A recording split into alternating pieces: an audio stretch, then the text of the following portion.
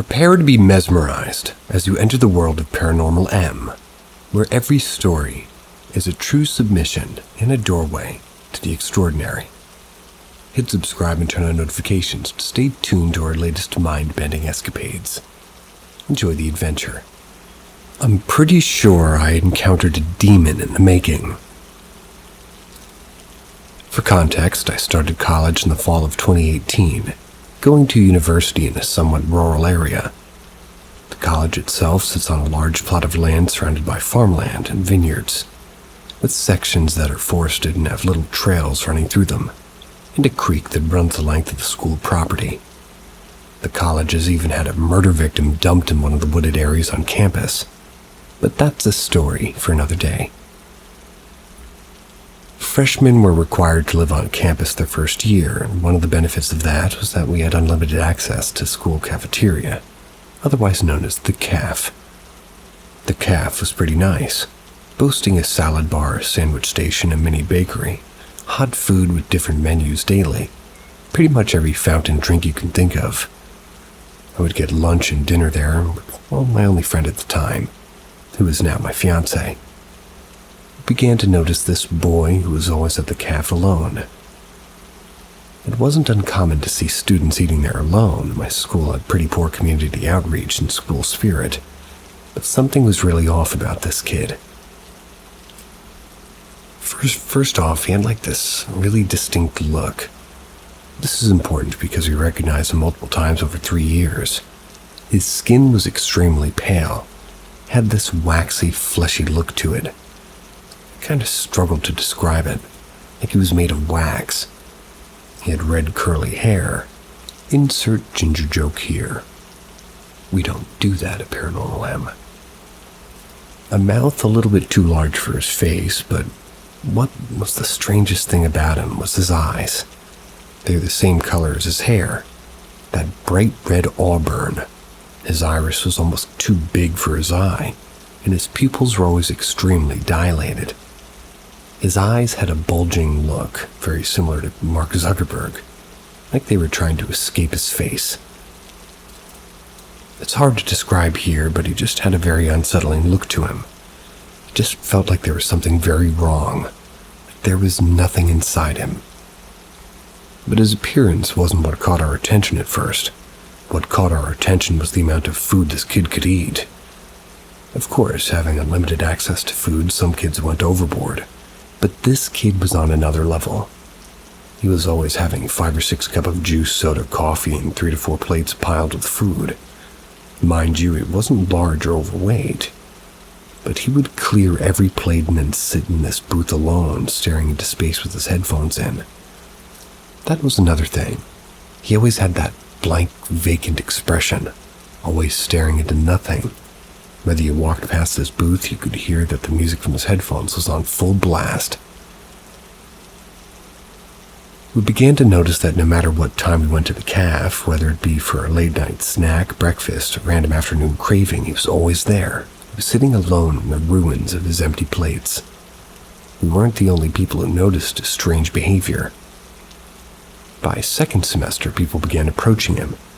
At first, just some girls jokingly saying something to the effect of, "We strive to be on your level," referencing his eating habits, and he just stared at them blankly.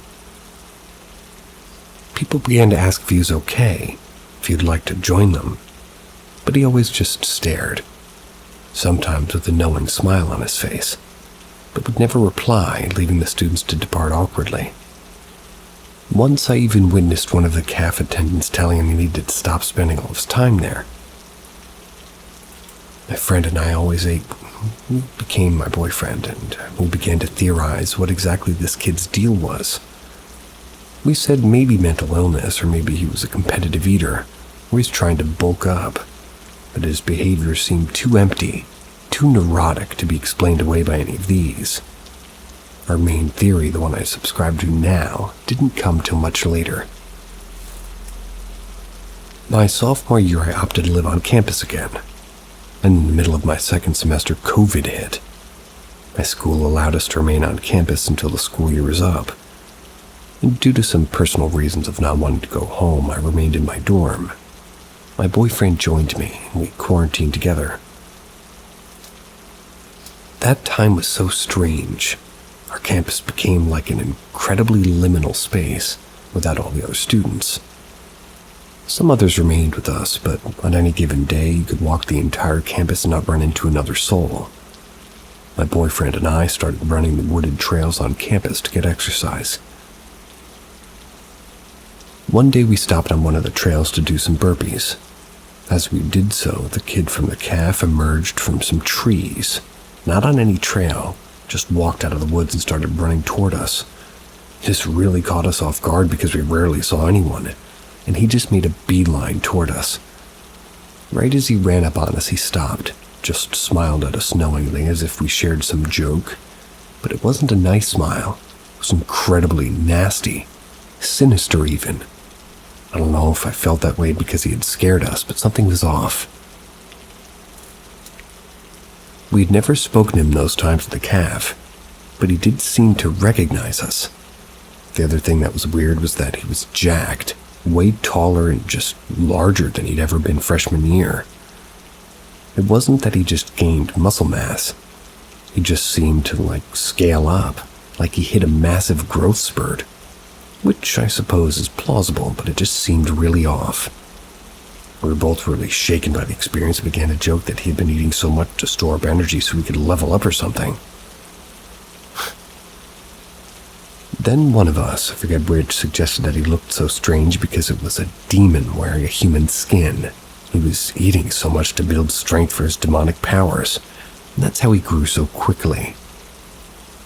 And like I said, it began as a joke, but the more we discussed it, the more it just seemed to explain not only his odd appearance, but his odd behavior towards other students.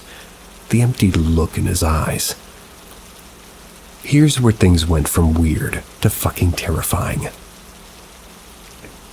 My boyfriend and I forgot about him, moved out of my dorm and into an apartment a few blocks from school.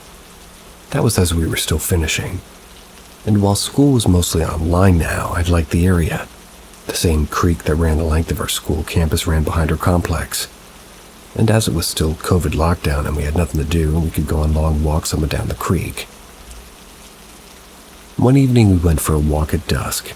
By the time we got to the main road our apartment was on, it was completely dark. It was extremely quiet. As we walked along the road, we saw that we were coming up on a man walking very slowly and deliberately. My hackles were up immediately as our apartment's in the seedy area. There's a lot of homeless and unstable people who sometimes hung around the creek. There was just something about his walk. It was so deliberate and predatory. As we crossed paths with the man, he walked even slower. And in the dim light of street lamps, I realized I recognized him as that same kid. That same waxy face and bulging eyes. I also realized that in one hand he held a paper bag with something big and round in it, while in the other hand he held a crowbar. A fucking crowbar. He slowed down even more as he passed us and turned his whole head and smiled at us. This time there is no mistake when I tell you it was the most threatening, sinister smile I've ever seen. It had that same knowing in it, like he knew us and he shared some joke. He didn't say anything, just stared at us with his horrible eyes. I don't know if I've just read too many creepypastas or if I'm overthinking things, but I knew on an animalistic level that he wanted to hurt us and wanted us to know that he could. After we passed him, we took off running. When we returned to the apartment, we were both on a full-blown panic. Even my boyfriend, who tends to be pretty level-headed and skeptical, wanted to call the police. We did, and as soon as we began to explain the situation, we felt pretty foolish. They asked if he threatened us, and we said not verbally, but we felt threatened. Despite the absurdity of our call, they said that they would look into it because obviously there's not a lot of non-nefarious reasons to be walking around at night with a crowbar. But we never really heard anything, and we never saw him again. And to close this, I think the whole thing is strange, how this kid kept showing up in our lives over 3 years, and it always seemed to be recognizing us, always seemed to want to let us know that, he knew us. I think as people we know when there's just something off about a person, when there's nothing going on inside. People have said as much about sociopaths that they've had run-ins with. But what I want to know is what you guys think. Did I encounter the Antichrist leveling up, a demon, or a really troubled kid who became a dangerous man? Maybe he's just a depressed kid, but I'll hold firm that, well, we were at the very least threatened by this guy and he wanted to hurt us, and that we encountered something or someone evil. What do you think?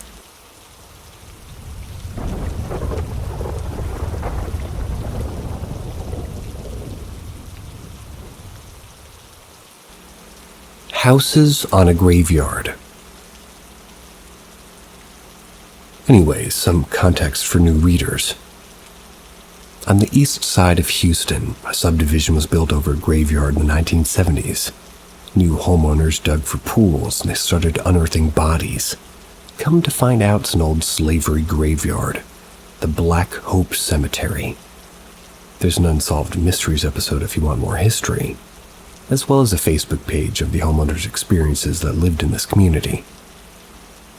I own 2 houses in this subdivision, having experiences in both houses.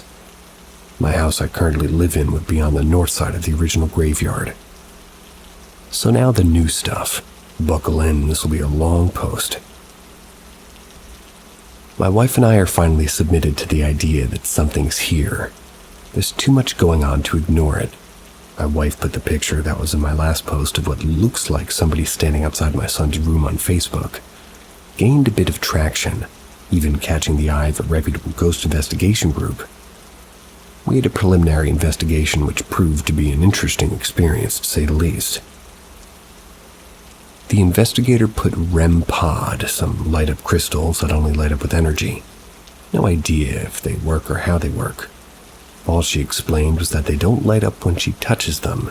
It has to be some kind of energy. And an audio recorder. Yes, all of this is audio recorded. That was as she's asking us questions in her questionnaire. We were telling of past experiences with REM pod went off constantly. It seemed to react as we told what was happening in the house. I don't know the validity of these things, nor do I think these prove her house is haunted. It was interesting nonetheless.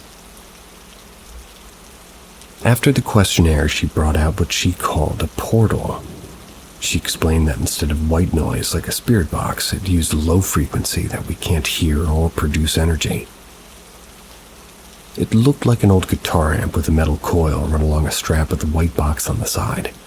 She turned it on and immediately 2 voices came through, a man and a woman that seemed to be talking to each other. Couldn't understand anything as the conversation was broken words and an occasional full word.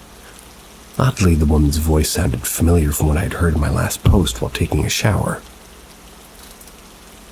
The man's voice was new. Anyways, the investigator had said that the paranormal are attracted to children, especially autistic children.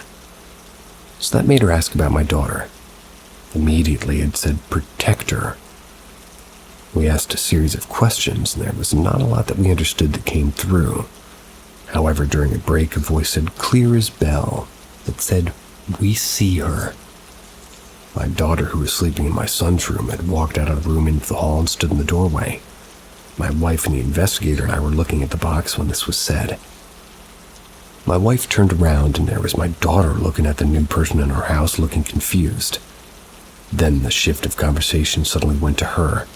We started getting responses. We asked if my daughter saw them. They said yes. We asked if they checked on my son. The man responded, not really. The woman said sometimes that they said it at the same time. So not really and sometimes were at the same time. What really spooked me was suddenly my daughter's name came through the box. I'm pretty careful about not saying my kid's name to protect them, and so when this came through, my wife and I shocked. We hadn't even told the investigator her name, so we suddenly didn't think this was a gimmick. Then we asked if they liked me, and the response was, "He's okay," from the man. I asked about my wife, and it was silent. During this, the REM pod went off sometimes. We asked if they liked my daughter, and a clear yes came through. We decided to end the investigation as the storm was about to hit and the investigator needed to go home. She said that it would, take her a few weeks to a month to review the audio recording. And so we're waiting on that. We're about 2 weeks since that investigation. Houses on a graveyard. Update EVPs. So after the experience that we had after the investigator left, my wife and I decided to do our own investigation. Now I fully understand that there are gimmicky apps and things out there. For our first night, we used an SLS camera on one phone and a simple voice recorder on another. We decided to wait till our kids were asleep. We went to the kitchen, placed the recorder on the ground, and my wife held the camera. We started asking basic questions, like, "Are you here? Anyone want to talk to us?" Stuff that we'd seen on TV. The SLS did some things that were creepy, but like I said, I have no idea the validity of those. It seems to map out actual people well enough. We finished up and we have only 3.5 minutes of recording. We were messing around with the camera more than anything, and well, we learned that was a mistake. When we finished, we jumped in bed. I listened to the audio recording, and well, I found one EVP that sounded like, "It's me." My wife and I both agreed that's pretty much what it sounded like. I took it to work and one coworker agreed. That is indeed what it sounded like. But one coworker said it sounded like "Sweet Thing," and oddly, I could kind of hear that if I tried. Well, we decided to let Facebook decide what it said, and a gentleman from that part of San Marcos Paranormal Society asked if he could have the clip. He would take a crack and clean it up. We sent him the whole 3-minute clip. I was shocked at everything he found.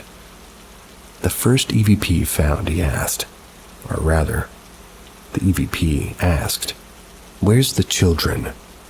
If you have read my past updates on my page, you would understand how chilling that is for us. The second EVP found came when we asked, "Do you have anything to tell us?" And he found a direct response saying, "Don't be afraid." Second, he found one where we asked, "Are you still here?" And he found, "We're listening." And lastly, the one we found, which he confirmed was "Sweet Thing." How it got it's me versus a sweet thing, don't ask.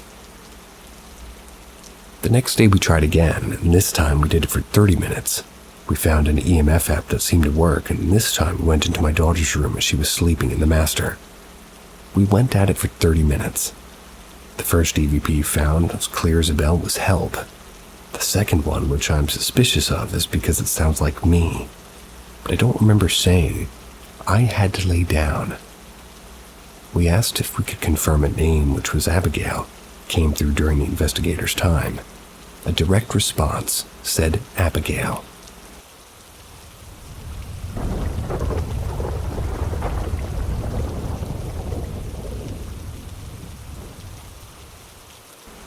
My dad died, and this was the affirmation I was left with. In June of 2021, my dad of 93 years had a 3 heart attack series, one after another in the ER, and I couldn't find the DNR paperwork. We'd been talking about and discussing things for years about me moving in and running the house, so Dad said to come home. I rented out my house to good friends to look after for me, and I moved home. Dad's not expected to leave the hospital, but the stubborn old man he was wanted to pass it home. So I escaped and kidnapped and arranged discharge and whatever. Get Dad home, Mom sort of forgot what, Or rather, Mom has forget what I want syndrome, and the family is right behind him. So I heard Granddad had been in to see Dad to see how he was doing. For a man that was bedbound, I find him yelling at people in the kitchen in the middle of the night. One time the house was full of Mexicans having a party. Dad said he didn't think he liked the food, got introduced to fighter pilots too. The list is endless. 2 days before my dad's death, the nurse that had been in the bedding changed, and Dad turns and says, "Who are all these people? Why are they in the house?" "I don't know, Dad. Why don't you ask one of them?" My dad turns and says, "Excuse me, young man." I guess that this person turned and looked at him, and my dad says, "What is your name?" Silence. Dad turns to me and says to me, he says his name is Andrew. "That's nice," I say. Dad says, "What does he do?" I said to Dad, "I can't see him. You ask him." So Dad turns away and says, "Excuse me, Andrew, what do you do?" Silence. Dad leans forward and says, "Sorry, I'm deaf, I didn't catch that." Dad turns back to me and says, "He's gone, but I think he heard him and it broke his heart." 2 days later, Dad passed away. My brother and his second wife show up 2 days later to help with us to start arrangements. Dad was gone, Mom and I are fine, no rush. I'll be right back going to put some slap on my face. I returned to 3 of them bawling. I look at my brother and yeah, he knew that. Oh, that what the did you say look. He looked at me and said that was Sue on the phone, his first wife. Andrew, his youngest, was hit by a car at a crosswalk, died in his mom's arms. 7 days prior to Dad's death, another nightmare. My dad was speaking to his grandson, so yeah, I believe so much more than, well, a first-hand confirmation. That's what this was.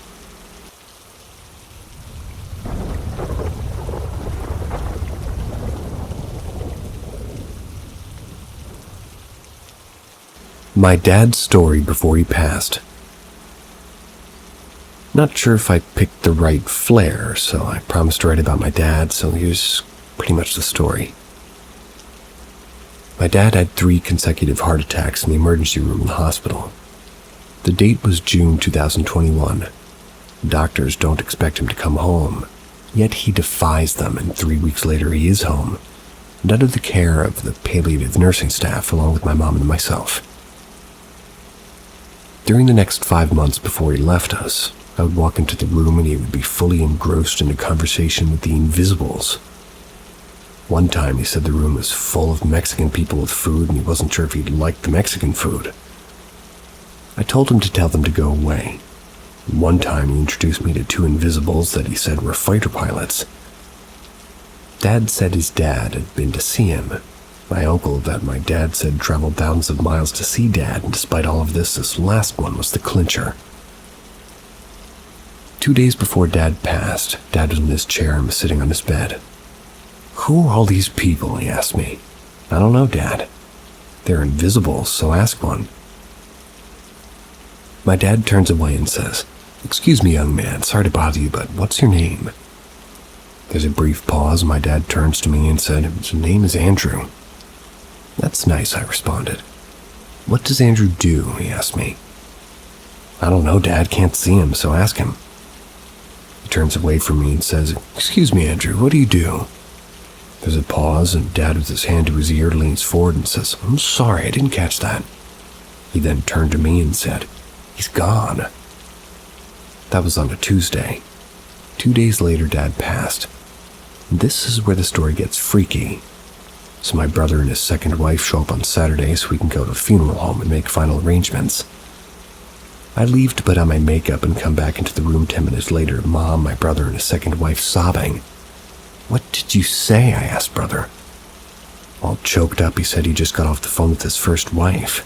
Their youngest son, Andrew, had been hit at a crosswalk and died 7 days prior to Dad's death. Couldn't even tell my brother until she had him cremated and buried before she told him. I believe Andrew didn't want to tell his grandpa that he was dead, and that's why Dad didn't hear him. I think Andrew realized that that's why, he hadn't been told of his death. He wasn't going to tell his grandpa unless Dad didn't want to tell us. His first wife wouldn't let the kids, 5 kids they had together, see my parents, so it's no wonder Dad didn't recognize him. So yeah, I believe in the afterlife. Just need to finish what I need to do here before I get my turn. I hope Mom and Dad have a most excellent place to live when I get there. That was a repeat, but it was still a nice retelling.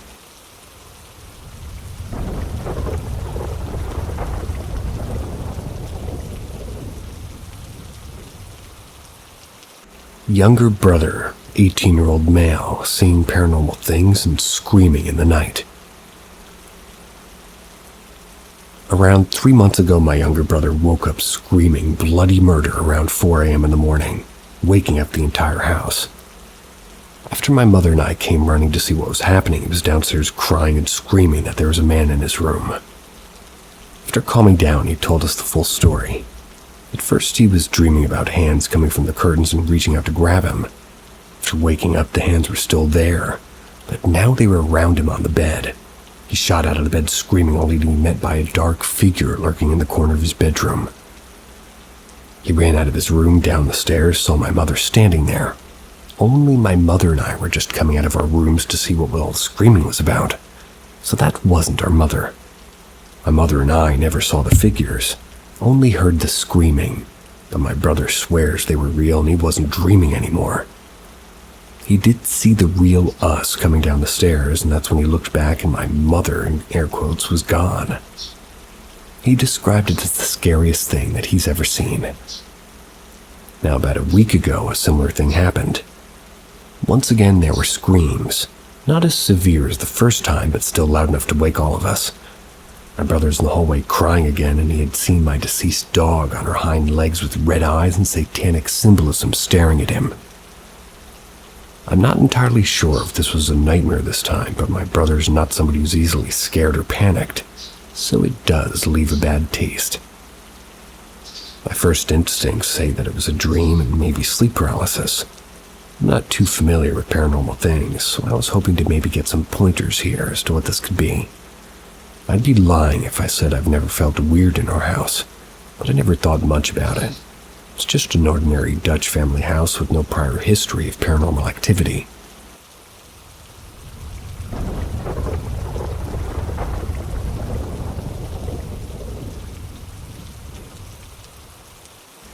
Weird stuff I can't explain. I live in a relatively small house. It's like 1,100 square feet, 2 bedrooms, only an attic, no upstairs, attached garage. The house we live in was built in the 50s. My family have lived in this house for about 5 years now. We love this house. For the first 4 years, we had none of these issues. This all started in about August of last year.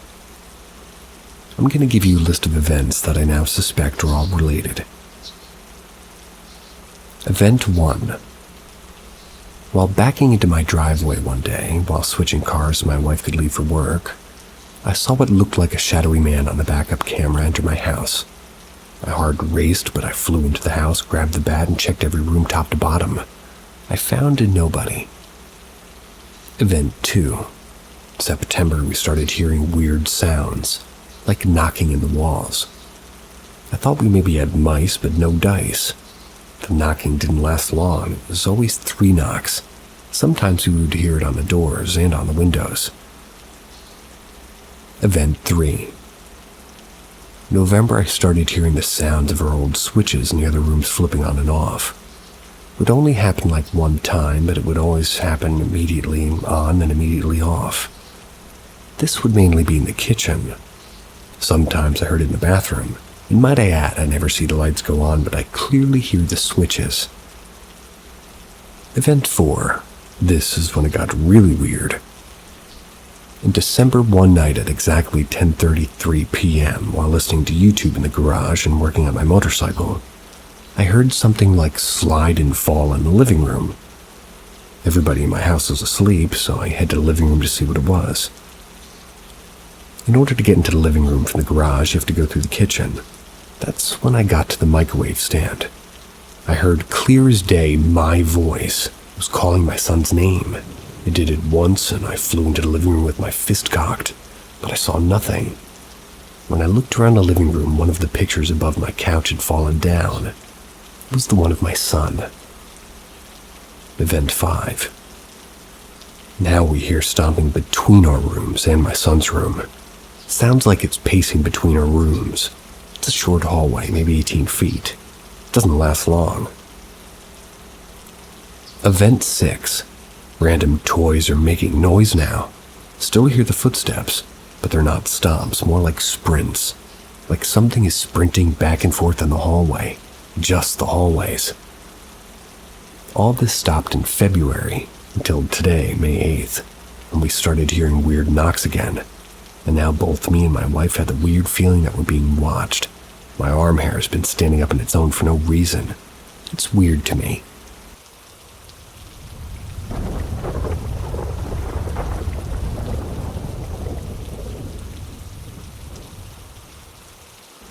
I saw a post about weird dreams and decided to share mine.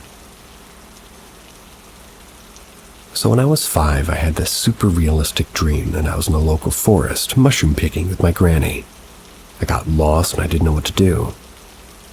Suddenly I felt a presence and a tap on my shoulder. I turned around and saw something that looked like Slender Man. Though at this age I didn't know about him, so I don't know where my mind got it from. He extended his arm to me and waited. After some thinking, I took it, and suddenly I was close to my grandma and he was nowhere to be found. It wouldn't be weird if it happened once, because children have weird as fuck dreams sometimes. But when I was 8, I had another dream with him in it. I still didn't know about this creepypasta, so it was weird. This time I was alone in a field. There was an abandoned small house and a windmill next to it.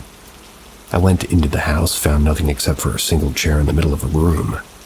I turned around ready to leave, and there he was again, just standing there staring at me, though this time his head was bleeding. I wanted to help him. I walked closer and he disappeared and I woke up. And after this, the dream subsided until November of 2022. I was 18 at the time.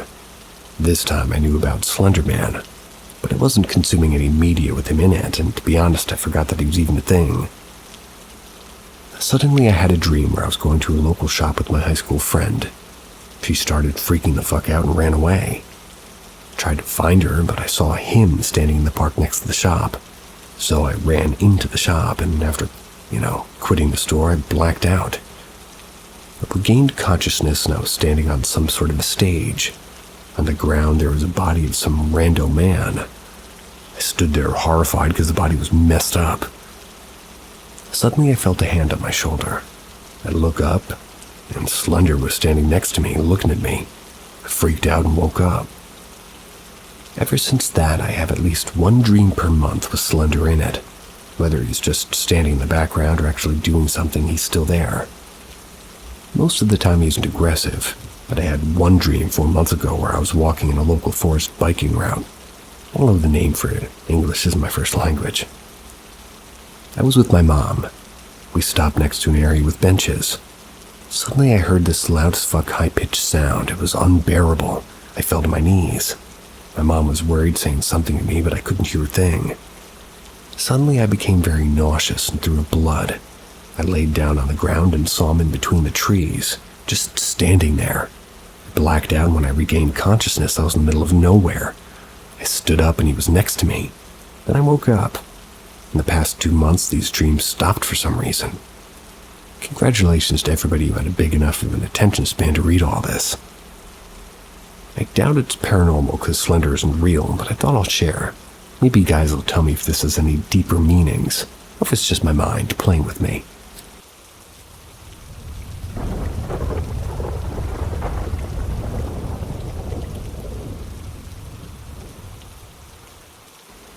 My time in Mexico. In the summer of 2014, me and my older brother and sister and older cousin took a trip to Mexico to visit our family. They lived in a small ranch-like town. No official name, no paved roads, just dirt trails leading to other homes and a very small candy store. Typical to Mexican households are one-floor homes. In my grandpa's house, that's where we were staying. It was more of one long hallway with about 4 doors on all sides, or rather on the left side, while the other side were sliding doors to go outside. It wasn't small by any means. All the way down was the door to the bathroom, while straight ahead was the open kitchen. Me, my sister, and my cousin stayed in one of the rooms, the third door to be exact. It was my little cousin's room who offered it to us, and left to sleep at his aunt's house for the remainder of our stay. It wasn't a lot to get used to except when the night came. It was so dark, not being able to see or wave your hands in front of your face was something I never got used to. Anyway, being in the middle of nowhere, it was hard to get internet, especially when everybody's trying to catch a signal. So in the night, it seemed a lot faster. Maybe we just had a lot more patience. We'd watch anime episodes on YouTube for hours into the night. Our family who greeted us had to leave to Tijuana to fix some papers in order to come to America. It left us 3 with my grandpa. We continued our small routine that we developed, and the night fell again. Me and my sister were huddled up watching the episode while our cousin slept soundly in the bed next to us. We were used to little insects of the night coming in and making sounds, but we started to hear something else.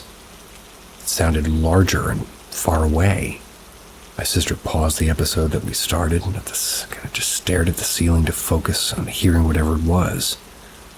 It sounded like sliding, like sandals on tile sliding vigorously back and forth. We made eye contact as we heard the sliding get closer and eventually fade away as if they were sliding from one end to the other. My heart felt like it was going to explode. We're not naive to what lies out there in the mountains, or what kind of visitors we could encounter if we had bad luck. My sister shrugged it off and said to continue the episode anyway. Weeks went by, and the sliding never missed a night. We decided to not tell her cousin. She scares too easily to keep her calm after letting her know, and my grandpa was a very old man. We thought that this was the thing that, he needed as a man, just enjoying his chickens and turkeys. Then came that night. We continued our episode and the sliding started. I never really paid attention to what time it was when it started, but I don't think it ever came at the exact time. The sliding seemed to be even faster until we heard it stop at her door. My sister stopped the episode and I got as close as I could to her. Kept asking her if she heard that.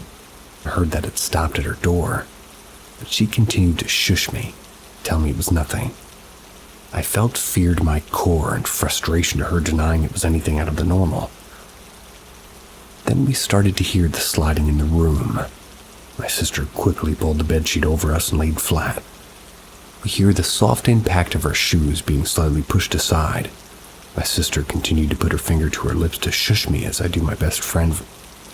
Well, her eyes looked wide and focused on hearing where it was in the room. No other noise except my cousin snoring slightly. We hear it almost rummage through the things on the floor. Then we hear the sliding become muffled like it left the room. We hear it fade away into what sounded like the kitchen, and then back up to the bathroom. My sister doesn't pull the cover off, but she tells me to go to sleep now. I ask what it could even be, saying it's only the 4 of us, and the crack into the door can only fit about a spider or even a cricket. I can feel her frustration when she tells me to shut up and go to sleep. Today we talk about it more confidently. I know that she was just trying to keep me calm and keep herself calm. We'd never heard it again after that night. We told her cousin about how we went to another city to visit more family. She thanked us for not telling her. She definitely would have freaked out. We never really knew what it was. The door never moved. It's a heavy piece of wood that needed more than 1 can of WD-40 to even quiet it down. My grandpa was a 75-year-old man and went to bed at 7 or 8 p.m. to wake up at 4 a.m. to pray every day. So neither of us think it was him. The sliding never made any other sound to even give off. It wasn't a chicken or any other animal, and either way, the crack under the door is nowhere big enough to fit even a chick. Crickets have made their way into it, but there's high doubt that anything can be that heavy to make a sound like a sliding noise that can fit under the crack of the door and still rummage through items. We never did really find out what it was, really, and, well, we're scared to look out for the bedsheet and see anything. Every time our family gets to telling our scary experiences, this one always gets brought up by us. I always wanted to share them on the internet, so hopefully this group's okay with seeing more of them.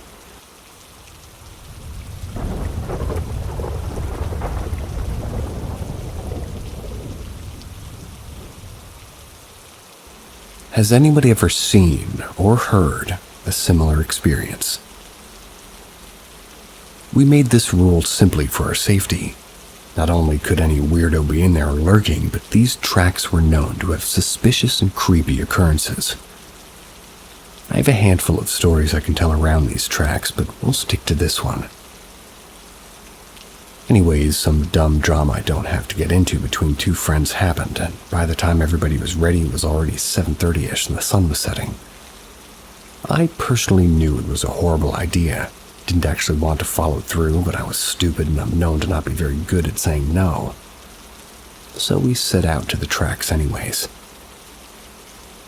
By the time we got a few feet in, I knew that, well, we were in for a hellish time. We're walking and talking, and there's myself, my best friend, his sister, also a friend, her boyfriend, and now my ex-best friend. So there's 5 of us. We're chatting amongst ourselves. We can hear what kind of sounds like children laughing and playing. No biggie, because along the tracks it does sit houses that are up to the hills, so it wouldn't be too abnormal to hear kids playing. What didn't make sense, though, is the fact that the further we got in, the further away the houses got. The noises got louder and sounded a lot closer. It also sounded like, well, less like children laughing and more like a woman screaming in agony. We're getting pretty uneasy, unsure of what or who could be making a noise like that. Now, it's fair to say I live in upstate New York and we have foxes in the area, and I'm sure, but I've heard what they sound like, and this just sounded too much like a person wailing. For some fucking reason, we kept going. Judging myself. And the deeper we went, the bigger the pit grew in my stomach. It was getting darker and my vibes were getting worse. My best friend was walking way ahead and being a little bit distant, which is unusual. His sister and her boyfriend started arguing.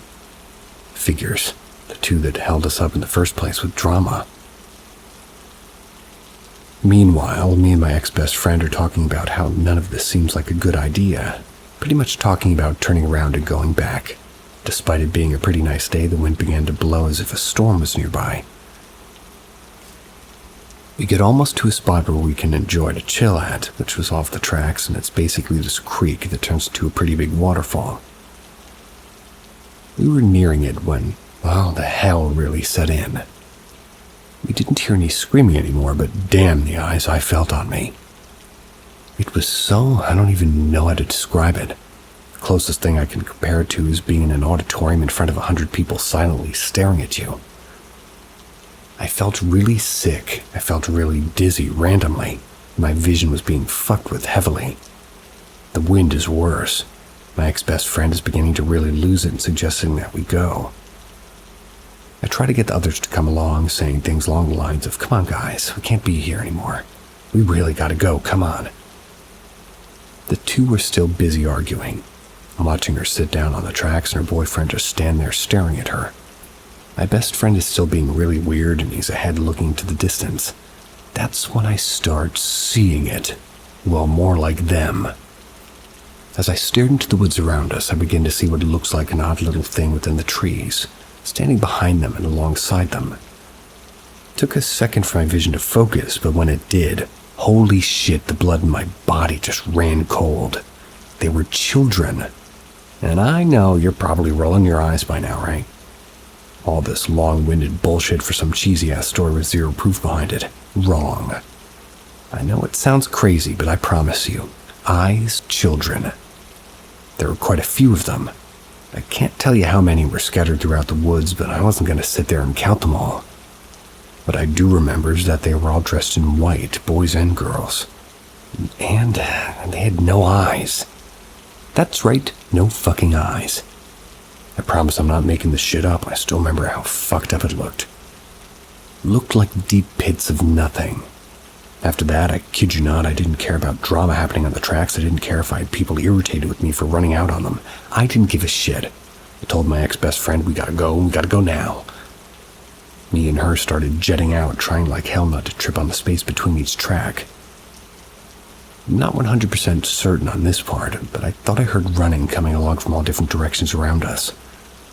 Luckily, as we were near or close to the entrance, I heard the others behind us, and I was thankful that they cut the crap and got out. I still feel bad for dipping like that, but that sense of fear and dread was something else. I felt like if we stayed there just even a little bit longer, something bad could have happened. I'm not sure what, but I'm not sure I want to know either. Like I said, I have a lot I can tell you from these tracks, but shorter, but still pretty frightening. I also forgot to mention a little history about these woods and tracks. Long story short, these tracks are known in my hometown as a hangout for the satanic from time to time. And it's rumored that they've done some really sketchy shit in those tracks, especially within these two walls that are much deeper in. They have so much satanic writing on them that there's a ridiculous amount of burned tracks within these two walls. You could just, have a regular handmade fire pit and people could be chilling or something. Or it could be something a lot more alarming. All I know is I wouldn't be shocked if the rumors are true. The things I've witnessed can't be explained away easily, and most people I've come to know usually have a story of their own in these tracks. The most troubling thing for me is the children, though. I still don't understand who or what the hell they could have been. Another fucked up thing I learned later, like a few months afterwards, was an entirely separate friend of mine went there in the middle of a mental breakdown. He's not a skeptic or a believer. He just doesn't really care, I don't think. But anyways, he went in and sat at the waterfall alone in the middle of the night. About 20 minutes after sitting there, he heard children singing behind him. He said he didn't look at them, but it sounded like they were surrounding him and just singing. It's a blur if he told me anything else about that story, but he had no prior knowledge of the incident that took place only a few months earlier. So I don't know. Maybe it was a mental break for him. It's a pretty big coincidence, though. I've tried to look it up, and the closest I got to an answer was black-eyed children, but reading it just didn't line up with what I witnessed. I have no idea what to take from that, but I hope I never see them again. And your narrator has a comment about this story, like my first real one. You said you were from upstate New York, and I guess I am too, And I gotta say, if you mean train tracks, and with a lot of weird stuff going on it, and these two walls that you were talking about that were in deeper and the waterfall, I think I know exactly what you're talking about. I actually filmed a music video in one of these little broken down train buildings next door, or, on the tracks, with a bunch of graffiti in it and a giant pentagram in there, in blue. At the beginning of the story, I was going to comment about the screaming, because in upstate New York, there's a whole lot of things called, what are they? Fissures, they're called. I didn't know what they were originally, but apparently they're like sort of a mongoose-looking, ferrety thing, and they do scream. I heard it all the time, and I thought it was something bizarre like that, and then, I saw one with his mouth open making the sound, and I went, aha. But then you described everything further, and that's when it really hit me that I've been on these train tracks that you're talking about. Never seen any kids, and I may have been one of the people doing something kind of sketchy, but not that sketchy, shooting a music video. But yeah, if it's the place I'm thinking about, they're weird, and shoot me a message.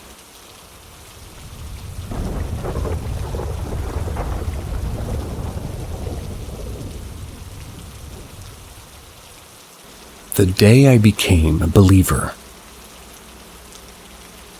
While wandering around, we came across these steps that lead down to a pond. So we headed down to check it out, and when I noticed this path over the left, I decided to follow it, because why not? I noticed this hole, or an old entry into a room of some sort. It was barred up so you couldn't walk in it. But while I was looking, I noticed this dark mass. The room itself was already dark, but this mass was noticeably darker. I could also feel a very strong energy coming from it. After trying to figure it out, what it was for a few seconds, I called my friend over to see if he noticed it too. He said he couldn't see anything, but when I tried to point it out, it rushed me. And at this point, I get chills throughout my entire body, and I begin feeling extremely sad, like I'm about to cry. My buddy noticed this change in me, but we honestly started laughing about the situation since it was kind of crazy.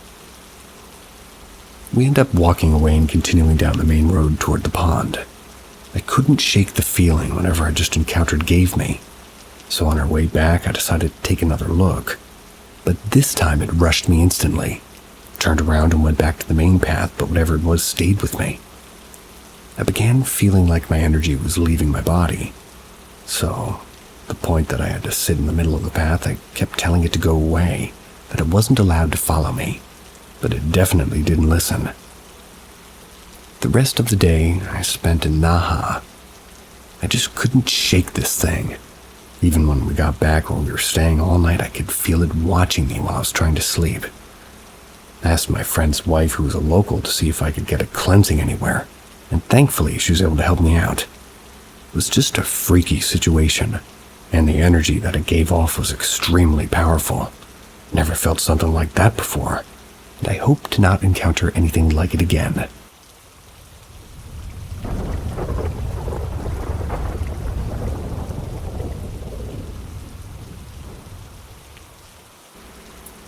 A haunting encounter in our new home. I was living with my colleague friends in a shared apartment, but then I got married and I started searching for a separate room to start our new journey as husband and wife. I rented a house which was a big double-story cottage. The owner, an old couple, were living on the ground floor. They gave us a room on the first floor. So me and my wife moved into this new house. There was no one else living in that cottage other than the four of us, the old couple and me and my wife. Everything was going great until once I experienced something unusual happening at night. I was feeling that someone's watching us, observing us. It was a really weird feeling. Nothing much happened and life was going on. One day my wife decided to visit his parents for a couple of weeks.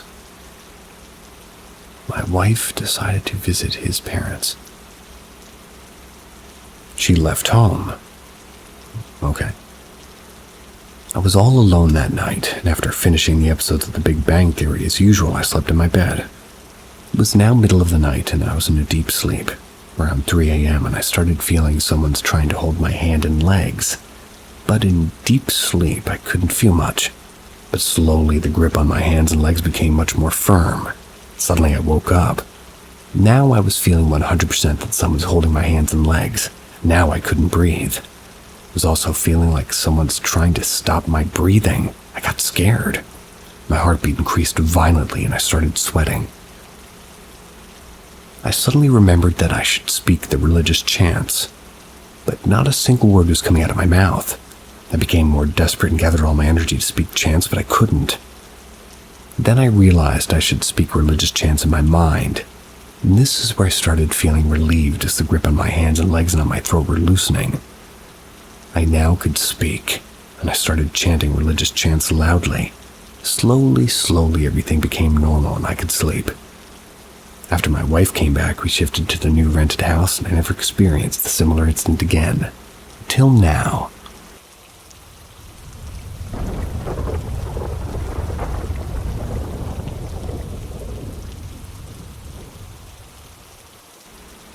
I swear I saw the Easter Bunny when I was younger, and my friend met later said that he saw the same thing.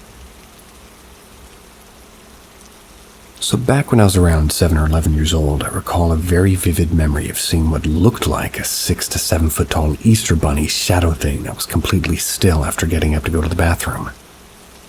At the time, I assumed it was the Easter Bunny, and I wanted to help, but something told me to move on and go to my parents' room. This shadow creature was big, 6 or 7 feet, while being hunched over and holding a basket.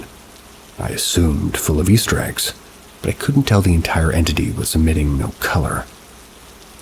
Fast forward to today, and my friend I met only 4 years ago starts talking about the experience that he had seeing the Easter Bunny with his sister, where it was like a 6 or 7 foot tall bunny creature.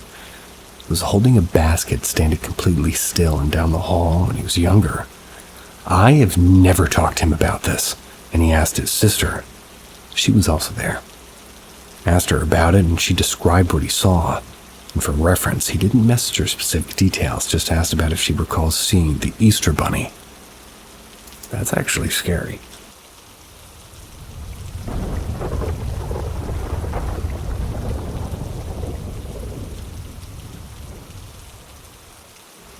A surreal encounter on US 23, beyond time and understanding. One ordinary evening, I was heading northbound. Something extraordinary occurred. I was supposed to exit near my hometown, but that never happened. Instead, I regained consciousness 40 miles north. It was on the Zilwaukee Bridge, without any memory of the drive. That was just the beginning. Since that night, my mind's been different. I've developed abilities I can't fully explain, like intense intuition and predictive dreams that actually come true. Driven by a need for answers, I sought out hypnosis regression, and the memories recovered were nothing short of science fiction made reality. I recalled an encounter with beings on a spacecraft. The beings appeared similar to us, but were accompanied by smaller gray creatures about 3 feet tall. The technology they wielded was beyond our current comprehension. They used a device I came to think of as a quantum cognition displacer. This tool interfaced directly with my neural pathways, warped my perception of time, altering my memories, and even manipulating my emotions. It was as if they had a dashboard to my consciousness, with switches and dials to adjust my thoughts and feelings. Their surgical instruments were even more fantastic, employing molecular precision manipulation. These devices operated at an atomic level, allowing them to perform complex procedures without a trace, no scars, no marks. They manipulated tissues and cells with such finesse that the body healed instantly as if untouched. Perhaps most unsettling was their use of what I can only describe as bioenergetic suspension fields. This technology seems to create a stasis field around the body, holding it in a state of suspended animation. Within this field, time and bodily function slowed almost to a halt, preserving the body while various procedures were performed.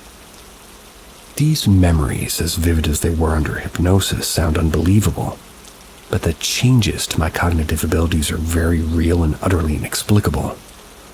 I'm reaching out not just to share, but to understand. Is there anybody out there who's experienced anything similar, or are there any experts who can offer insights?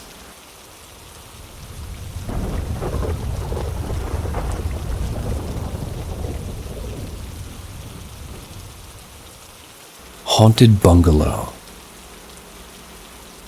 Years ago, me and my then girlfriend moved into a small one-bedroom bungalow near Sherwood Forest. We both were believers in the paranormal, but didn't think we were moving into a haunted house. We started to notice things about a month after we moved in.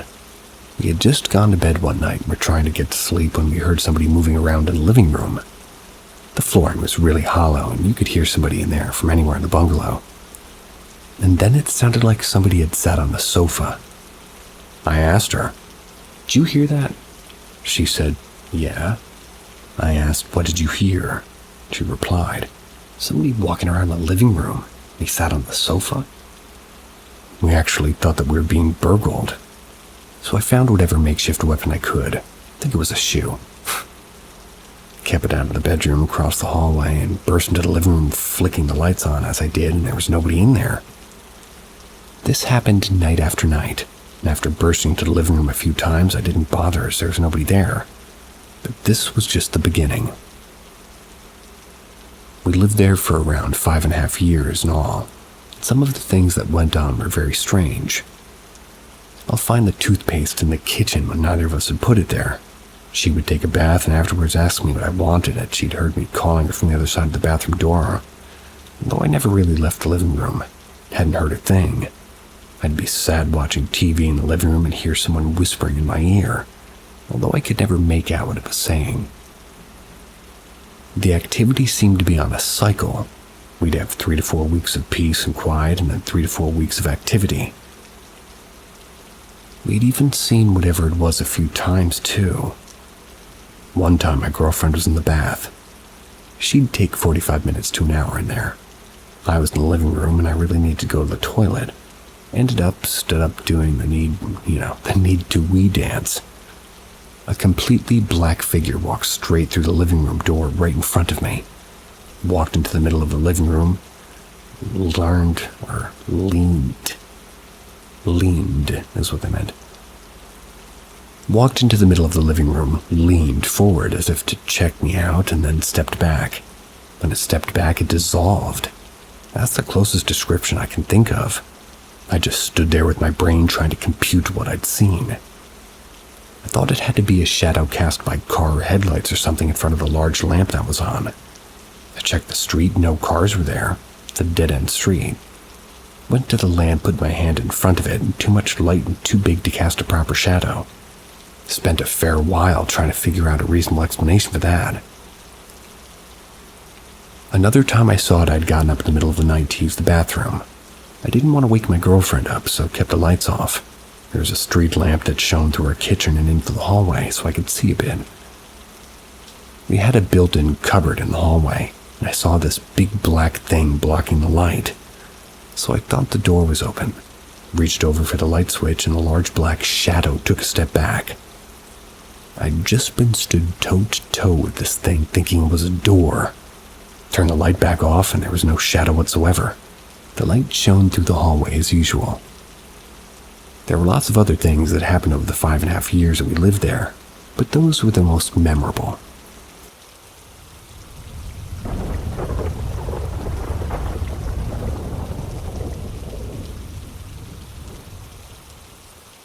"18 years ago. So one evening my wife and I are in our den. I have a desk and a computer, and so does she. My desk is toward the back of the room and hers the front. There's a TV on the wall. Looking toward the TV, the only entrance and exit into the room is to the right. So I'm sitting there playing my game, and so is she. I saw a small child, 4 or 5 years old, a boy. Blonde hair, shoulder length. He ran into the den just inside the room, stopped for a minute, giggled, and then ran back out of the room. I actually heard his feet on the ground as he ran in and out of the room. He wasn't see-through or anything like that. My mind didn't accept what just happened. I sat back from the computer and I looked at my wife, and at the same time she turned to me and said, "Did you see that? That little boy that just ran in and out of here?" I responded, "Yeah, what on earth was that?" "I have no idea," I responded. Now, this child entered and exited the room in what I would say in a very playful way. He was having fun with us. Now, I saw him from a different angle than my wife did. In the angle that I saw him, he ran into just inside the room, stopped for a minute, giggled, and exited. My wife had a much better view, however, because he ran directly at her, stopped, giggled, ran out of the room, and completely disappeared. Which completely blew my wife's mind. And the whole thing blows my mind because I'm a very scientifically minded person. Couldn't explain the situation at all.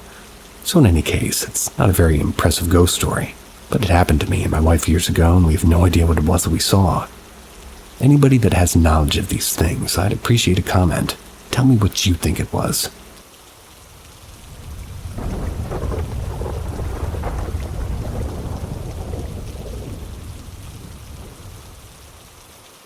I have a haunted house. For privacy reasons, I'm not going to reveal my address since I still live there. The house is old, as it's got an outside toilet and a shed that's attached to the house. My mom has these egg armament. And sometimes they turn a different way, and it still happens to this day.